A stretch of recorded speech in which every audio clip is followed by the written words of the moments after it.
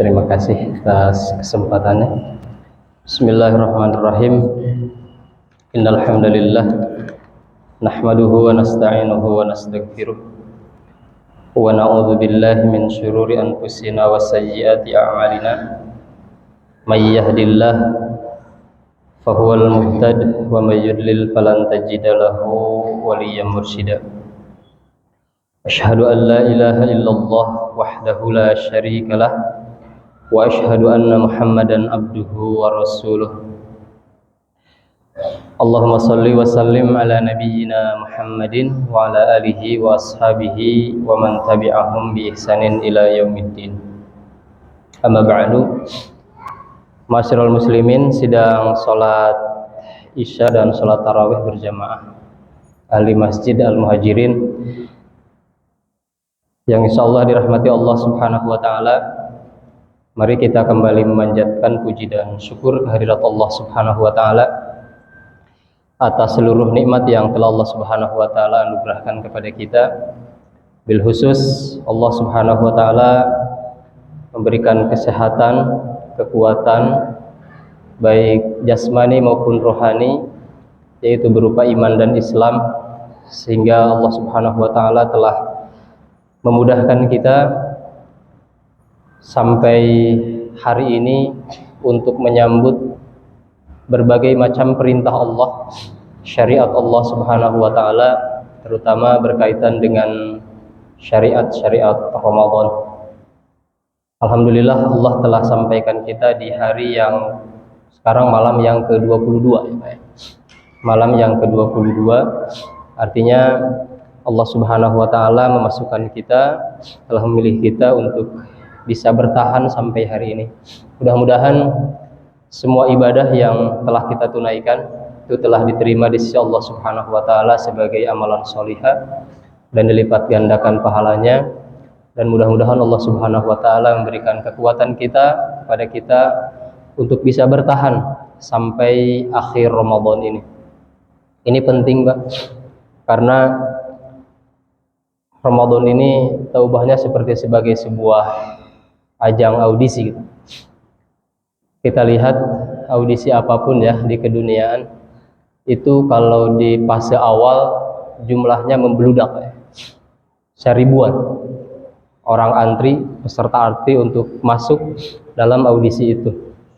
Ketika masuk babak penyisihan itu mulai berkurang, mulai banyak yang berguguran, tinggal peserta-peserta yang memiliki talenta yang lumayan baik gitu. Nanti begitu masuk di fase final, panggung besarnya itu semakin sedikit lagi. Dari sekian ribu orang yang masuk dalam pendaftaran itu, ya mungkin hanya beberapa orang saja yang kemudian bisa tampil di panggung besarnya. Itulah perhelatan sesungguhnya dari sebuah audisi itu. Begitupun Ramadan, Pak. Di hari-hari pertama orang-orang itu memenuhi rumah-rumah Allah Subhanahu wa taala, bahkan masjid tidak lagi mampu menampung. Begitu masuk beberapa hari berjalan bulan Ramadan, mulai berkurang, dan di fase akhir ini biasanya ya yang tersisa biasanya wajah-wajah lama, orang-orang yang memang sudah terbiasa di masjid. Maka berbahagialah kita semua karena telah dipilih Allah Subhanahu wa taala masih tetap bertahan di 10 terakhir ini. Dan ini adalah sungguhnya panggung sesungguhnya dari Ramadan itu, di mana grand prize-nya, hadiah utamanya Ramadan itu ya ada di 10 terakhir ini. Lailatul Qadar itu sebagaimana disabdakan oleh Nabi Shallallahu alaihi wasallam, iltamisuha fil asril awakhir. Carilah oleh kalian dengan sungguh-sungguh keutamaan malam Lailatul Qadar itu di 10 malam terakhir. Dan bisa kita lihat bagaimana cara Rasulullah Shallallahu alaihi wasallam beliau bersikap, menunjukkan sikapnya ketika masuk di 10 akhir Ramadan ini sangat luar biasa, sehingga cukuplah Rasulullah Shallallahu alaihi wasallam menjadi teladan terbaik untuk kita semua, bagaimana sesungguhnya kita berperilaku di 10 akhir Ramadan ini, terutama di malam-malam harinya. Ikhwatu iman rahimani wa rahimakumullah. Dan penting juga untuk kita fahami bahwa sesungguhnya untuk mengetahui kedudukan sesuatu di hadapan seseorang, itu dilihat bagaimana dia cara memberikan sebuah sambutan. Kalau kita punya seorang teman yang sering bertemu, bahkan setiap hari bertemu, kemudian menyampaikan kepada kita akan berkunjung ke rumah kita, sambutan pun akan biasa-biasa aja. Tetapi ketika ada seorang teman yang sudah cukup lama kita tidak bertemu, kemudian tiba-tiba ada komunikasi, kemudian menginformasikan akan hadir, akan bertamu ke rumah kita, maka penyambutannya pun akan berbeda. Apalagi ketika kita mendapatkan informasi bahwa yang datang ke rumah kita itu orang yang sangat penting, pejabatkah, seorang kaya yang dermawankah, seorang solehkah, ulama dan sebagainya, tentu akan lebih spesial lagi, akan lebih baik lagi cara penyambutan kita terhadap orang itu. Maka bagaimana sikap kita memberikan sambutan kepada sesuatu, maka itu menunjukkan kedudukan sesuatu itu. Begitupun terhadap perintah-perintah Allah Subhanahu wa taala, bagaimana sesungguhnya kita mendudukan perintah-perintah Allah, ibadah-ibadah kita kepada Allah Subhanahu wa taala, maka bisa dilihat bagaimana cara kita memberikan sambutan terhadap perintah-perintah Allah itu. Dan itu juga sangat menentukan tentang kedudukan kita di hadapan Allah Subhanahu wa taala. Kalau kita mau tahu cerminan kedudukan kita di sisi Allah, maka lihatlah bagaimana cara kita memperlakukan perintah-perintah Allah Subhanahu wa taala. Ketika kita di dalam hal sholat misalkan, kita menjadi orang yang begitu semangat untuk mengisi saf depan, karena itu adalah sebuah keutamaan yang sudah sangat jelas disampaikan oleh Rasulullah Shallallahu Alaihi Wasallam. Kata Nabi SAW, andai saja manusia tahu tentang bagaimana keutamaan, andai saja Allah memperlihatkan tentang besarnya, tentang agungnya keutamaan di saf depan, maka kata Nabi SAW, andaikan manusia tahu itu dan kemudian mereka tidak bisa mendapatkannya kecuali dengan cara berebut, maka lastahammuha, itu manusia pasti akan memperebutkan, akan saling berebut untuk mendapatkan bagaimana keutamaan agung di saf pertama itu. Tapi sayangnya kan tidak terlihat. Kadang-kadang masih dorong-dorongan, padahal itu nggak boleh, Pak. Isar di dalam masalah ibadah itu nggak boleh. Kalau dalam masalah dunia itu dianjurkan, tetapi isar di dalam masalah ibadah tidak boleh. Kita misalkan masuk datang, padahal tahu saf depan itu masih kosong, kita mendorong orang lain, mempersilahkan orang lain untuk mengisinya, itu dilarang dalam Islam. Al-isaru fil ibadati itu adalah haram, tidak boleh. Ketika kita mendapatkan di depan kita saf masih kosong, maka isilah. Itu adalah keutamaan buat kita. Tidak ada istilah lebih tua, tidak ada istilah lebih alim. Ketika kita menjadi orang yang mendapatkan kesempatan pertama, maka isilah. Sekali lagi dalam Islam, di dalam ibadah, di dalam hal ibadah, tidak boleh ada al-isar. Kita harus lebih yang terdepan. Wasari'u ila maghfiratin min rabbikum wa jannatin al-ayah. Kita harus menjadi orang yang paling terdepan dan sangat antusias di dalam menyambut perintah-perintah Allah Subhanahu wa taala. Hadirin sidang salat Isya dan Tarawih yang insyaallah dirahmati Allah Subhanahu wa taala. Ibadah Ramadan ini adalah sebuah ibadah yang sangat melelahkan. Waktunya sangat panjang, di mana kita harus bersaum selama 1 bulan. Kita harus taraweh juga, qiyamul Ramadan 1 bulan juga. Kita harus meningkatkan berbagai macam ibadah, berbaginya dengan sedekahnya, tilawah Al-Qur'annya, zikirnya, semuanya kita maksimalkan, kita lebihkan dibandingkan dengan bulan-bulan yang lain. Semua itu tidak lain adalah sebagai upaya untuk semakin membentuk dan memperkuat ketakwaan di dalam diri kita. Maka pertanyaannya adalah, sepenting itukah takwa di dalam kehidupan manusia? Sedahsyat itukah pentingnya ketakwaan bagi seorang mukmin? Kenapa kita harus berjibaku? Kenapa kita harus berlelah-lelah menempuh jalan yang sangat berat itu untuk menghadirkan ketakwaan? Mungkin pertanyaan yang sama juga bisa kita ajukan. Kenapa seorang petani dia harus berlelah-lelah melakukan sebuah proses dari mulai membajak, menanam, memupuk, menyiram dan lain, hal yang berkaitan dengan perawatan pertaniannya. Kenapa dia harus berlelah-lelah seperti itu? Tentu jawabannya adalah karena agar dia mendapatkan hasil terbaik, buah terbaik dari pertanian yang dia garap, agar dia mendapatkan hasil yang setimpal dengan usahanya, mendapatkan hasil panen yang terbaik. Itulah kurang lebih kita semua. Kenapa kita harus berlelah-lelah, harus berhaus-haus, berlapar-lapar, menahan ngantuk, apalagi di 10 malam terakhir ini. Kita berupaya terutama di malam-malam ganjilnya untuk mengurangi sedemikian rupa tidur kita. Kita perbanyak baca Al-Quran, kita perbanyak berdoa, kita perbanyak berzikir. Karena seperti itulah disunnahkan oleh Nabi Shallallahu Alaihi Wasallam. Bukan hanya kita sendiri bahkan, tetapi kemudian membangunkan anggota keluarga kita untuk sama-sama beribadah dan menghidupkan. Rasulullah SAW bersabda, "Man qama lailatal qadri imanan wahtisaban, ghufira lahu ma taqaddama min dhanbih." Man qama, barang siapa yang mendirikan. Qoma itu artinya bangun, Pak. Artinya melek. Meleknya bukan untuk sekedar bercengkrama, bukan untuk melakukan hal-hal yang tidak ada manfaatnya, tetapi bangun di situ adalah bangun untuk beribadah kepada Allah Subhanahu wa taala, menunaikan amalan-amalan terbaik. Kata Nabi, imanan wahtisaban, dengan dasar iman dan penuh pengharapan terhadap Allah Subhanahu wa taala, maka ghufira lahu ma taqaddama min dhanbi. Kenapa kita harus melakukan semua itu?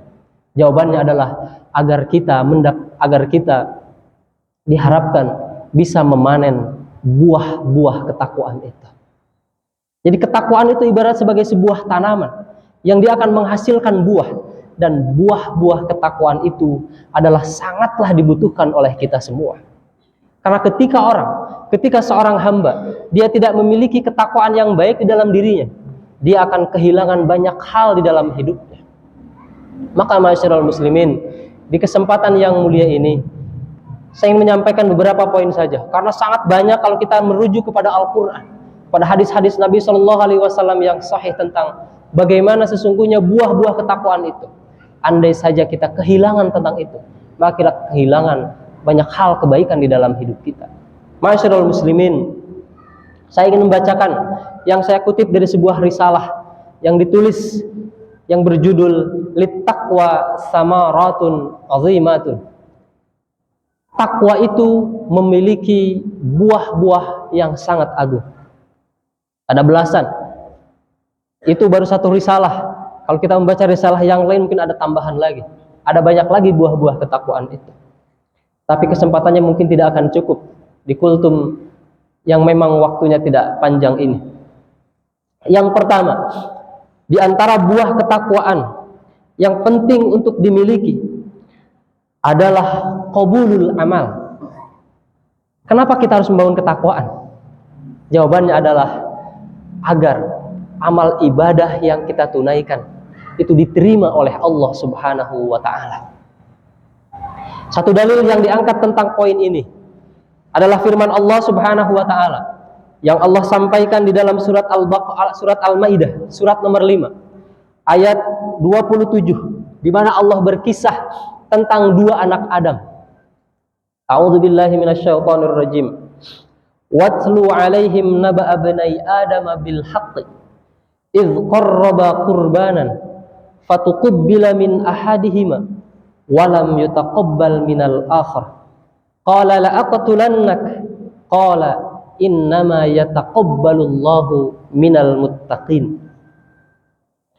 Watlu, dan bacakanlah wahai Rasul, alaihim kepada mereka, naba'a bani Adam, kisah tentang dua anak Adam yang berselisih pada waktu itu tentang proses pernikahan, yaitu antara Qabil dan Habil menurut sebagian riwayat, bil haqqi, dengan sebenarnya, yaitu idz qarraba qurbanan, di mana solusi dari persoalan yang sedang mereka hadapi, solusi syar'i pada waktu itu, Allah Subhanahu wa taala mewahyukan kepada Nabi Adam alaihissalam agar mereka berdua masing-masing melakukan kurban sesuai dengan profesi mereka masing-masing. Yang satu adalah seorang petani dan yang satu lagi adalah seorang peternak. Kemudian keduanya berkurban. Kemudian kata Allah Subhanahu wa taala, fataqabbala min ahadihima, maka Allah menerima kurban dari salah satunya, walam yutaqabbal minal akhar, dan Allah tidak menerima kurban dari yang satunya lagi. Allah Subhanahu wa taala menerima kurban dari seorang Habil yang dia adalah seorang peternak, di mana Habil ketika datang perintah tentang kurban itu, maka dia berupaya berkurban dengan penuh ketakwaan kepada Allah Subhanahu wa taala. Tandanya apa? Dia memberikan kurban yang terbaik, binatang ternak yang dia pilih untuk dipersembahkan kepada Allah Subhanahu wa taala. Tetapi kemudian di sisi yang lain, dia Qabil, seorang petani, dia memberikan atau mempersembahkan kurban dari hasil pertaniannya, itu bukan yang terbaik. Bahkan ada bagian-bagian yang dia kurangi. Itu adalah sebagai bentuk ketidaktakwaan seorang Qabil kepada Allah Subhanahu wa taala ketika dia diperintahkan untuk menunaikan ibadah kurban dengan yang terbaiknya. Maka ketika keduanya berkurban, karena pada saat itu kurban adalah sekedar ditaruh di sebuah bukit, kemudian keesokan harinya diperiksa. Kalau tidak ada berarti diterima oleh Allah Subhanahu wa taala. Kalau masih ada berarti tidak diterima oleh Allah Subhanahu wa taala. Ternyata kurban ternaknya seorang Habil diterima oleh Allah Subhanahu wa taala karena keesokan harinya tidak ada.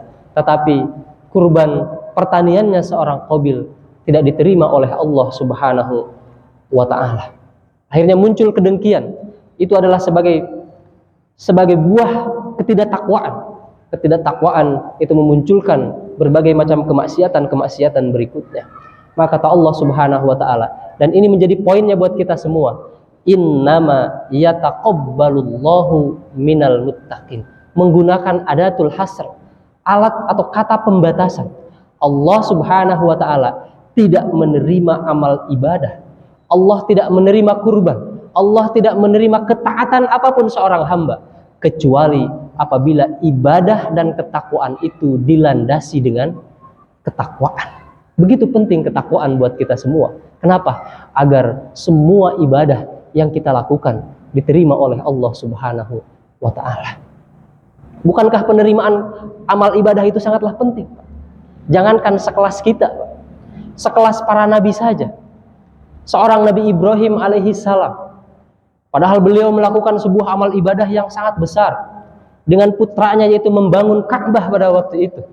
Kalau kita membaca rangkaian ayat yang Allah rangkai di dalam surat Al-Baqarah tentang kisah Nabi Ibrahim alaihissalam ketika membangun Ka'bah, maka Nabi Ibrahim alaihissalam di ujung ayat itu Nabi Ibrahim menggunakan atau berdoa kepada Allah Subhanahu wa taala dengan kalimat Rabbana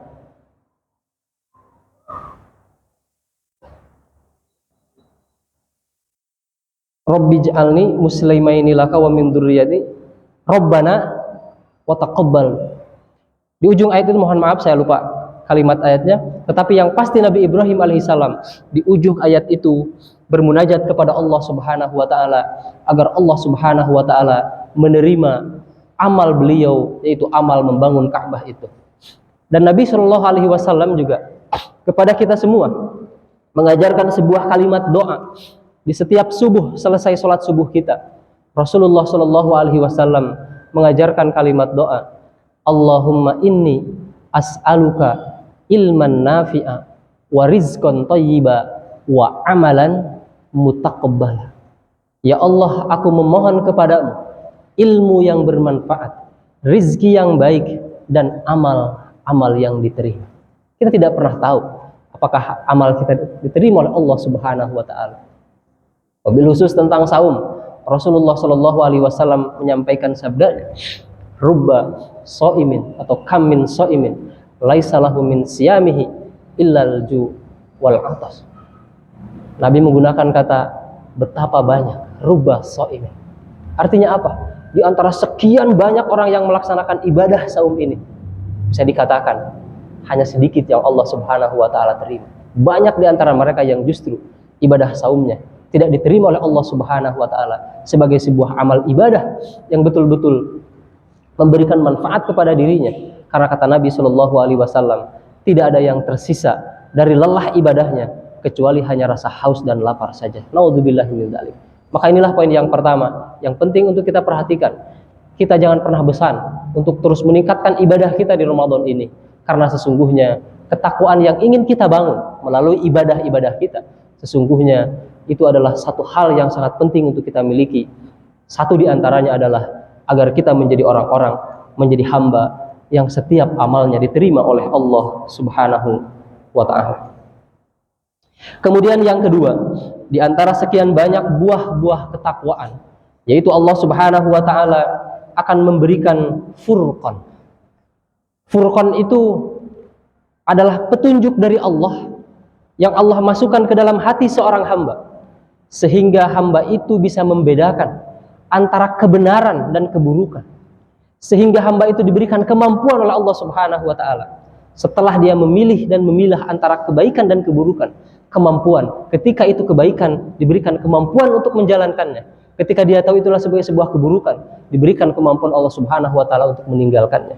Allah Subhanahu wa ta'ala berfirman di dalam Al-Quran, di dalam surat Al-Anfal, A'udzu billahi minasyaitonir rajim.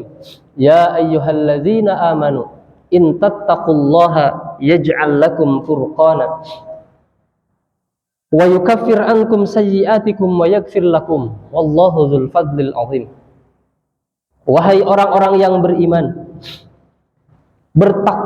in tattaqullaha, jika kalian bertakwa kepada Allah Subhanahu wa ta'ala, yaj'al, maka Allah akan menjadikan lakum, bagi kalian, furqanan, yaitu furqan.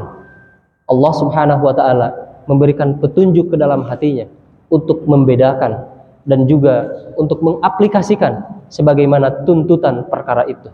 Ketika itu adalah perintah, diberikan kemampuan untuk menjalankannya. Ketika itu larangan, ketika itu sebuah kesesatan, diberikan kemampuan oleh Allah Subhanahu wa ta'ala untuk meninggalkannya.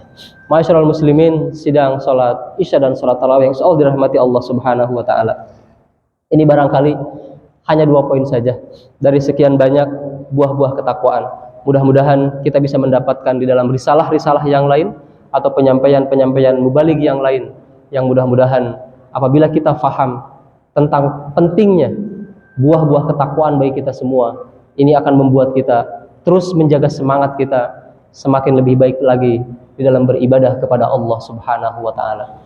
Ma'asyiral muslimin, mudah-mudahan Allah Subhanahu wa ta'ala memberikan kekuatan kepada kita untuk menyelesaikan seluruh rangkaian ibadah Ramadan kita sampai akhir kita, dan kemudian Allah Subhanahu wa ta'ala mengeluarkan kita nanti sebagai hamba-hamba terbaiknya, diampuni semua dosa-dosa kita, ditingkatkan kualitas iman dan takwa kita kepada Allah Subhanahu wa ta'ala, semakin besar pula manfaat kita terhadap agama dan masyarakat kita. Amin ya Allah ya rabbal alamin. Demikian kurang lebihnya mohon maaf. Mudah-mudahan ada faidah dan manfaatnya. Yang benar hanya dari Allah Subhanahu wa ta'ala, salah dari kebodohan saya pribadi. Astagfirullahaladzim. Aqulu qawli hadza wa astaghfirullah li wa lakum wa lisairil muslimina wal muslimat innahu al-ghafurur rahim. Wassalamualaikum warahmatullahi wabarakatuh.